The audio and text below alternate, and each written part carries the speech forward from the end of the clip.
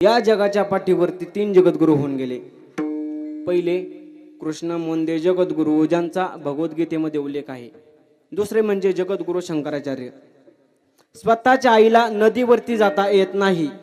एक दिवस पाहिलं तर आपली आई पाणी घेऊन येते नदीवरनं, आणि पाणी घेऊन घेत असताना तिचा पाय सरकला, ती खाली पडली, आणि ते त्या शंकराचार्यांना पाहवलं नाही।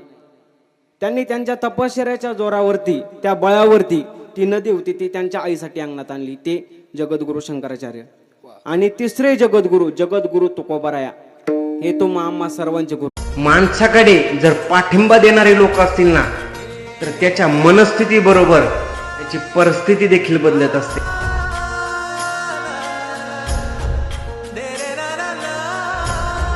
माणसाकडे जर पाठिंबा देणारे लोक असतील ना, तर त्याच्या मनस्थिती बरोबर त्याची परिस्थिती देखील बदलत असते।